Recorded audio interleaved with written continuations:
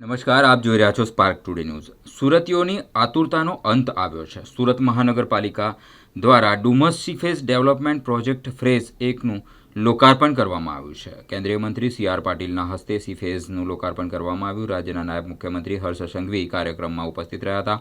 કાર્યક્રમમાં સુરતના mayor Dakshesh Mavani, મનપા commissioner સહિતના હોદ્દેદારો પણ ખાસ ઉપસ્થિત રહ્યા હતા।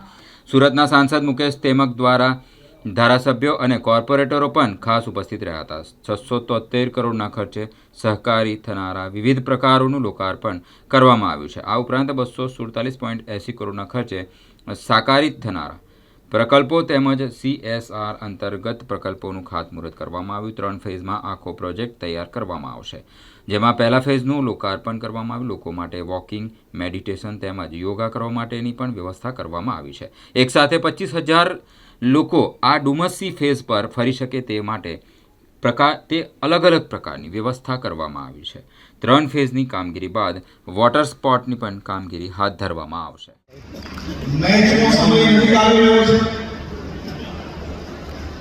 આપ સૌ લોકો વિચારતા હશો કે કાર્યક્રમ ક્યારે પૂર્ણ થાય અને જલ્દીથી આપણે સૌ લોકો ટીવી સામે ક્યારે બેસીએ। મેચના પહેલા લડાથી તમે સૌ લોકો પોતપોતાના ઘરે પરિવાર જોડે મેચ જોઈ શકો એવી વ્યવસ્થા આપણે લોકોએ કરી છે। હું સર્વપ્રથમ શહેરના સૌ નાગરિકો વતી સુરત મહાનગરપાલિકાની ટીમ સુરતને આ ઐતિહાસિક 5 વર્ષના બદલ હું આપ સૌ લોકોને ખૂબ ખૂબ અભિનંદન આપું।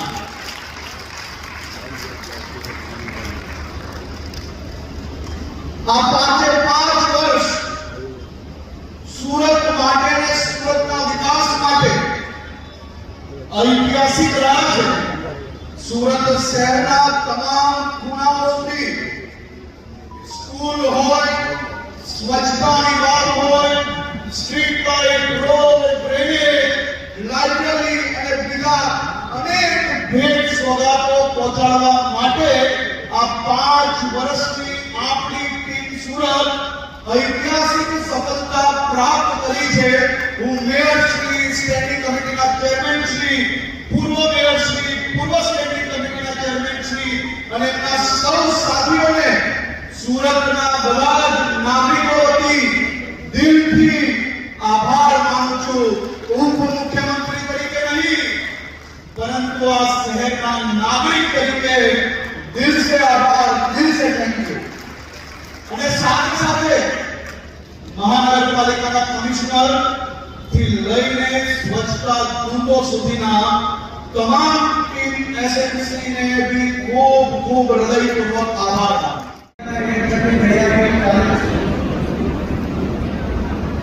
વાતાવરણ બની રહ્યું છે। માન્ય મેયરે કહ્યું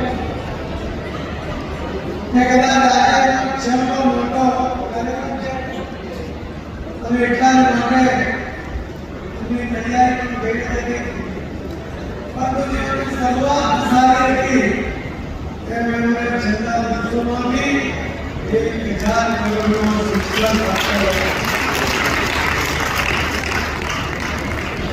જે વિવિધતા સાથે સુરત શહેરનું ડેવલપમેન્ટ કર્યું છે એની કલ્પના કદાચ બીજું કોઈ શહેર કરી શકશે નહીં અને એની સાથે સરખામણી કરવા માટેનો પ્રયત્ન પણ એ ક્યારે નહીં કરી શકે। એ પ્રકારનું કામ આ છેલ્લા 5 વર્ષની અંદર ભારતીય જનતા પાર્ટીની આ ટીમ દ્વારા કરવામાં આવ્યું છે। અને માટે મેયરશ્રી,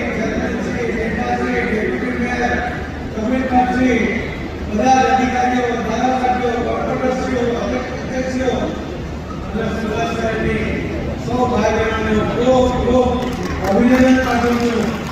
અને એમની અપેક્ષા કરતા વધુ કંઈ કરી ચૂકવા માટેની કેવડા સાથે જે કંઈ કરીએ સારામાં સારું કરીએ, લોકો માંગે એના પહેલા કરીએ, એ પ્રકારની ભાવના સાથે સુરત મહાનગરપાલિકામાં ભારતીય જનતા પાર્ટીના પદાધિકારીઓએ કામ કર્યું છે। એના માટે પણ સૌ પદાધિકારીઓ કાર્યક્રમ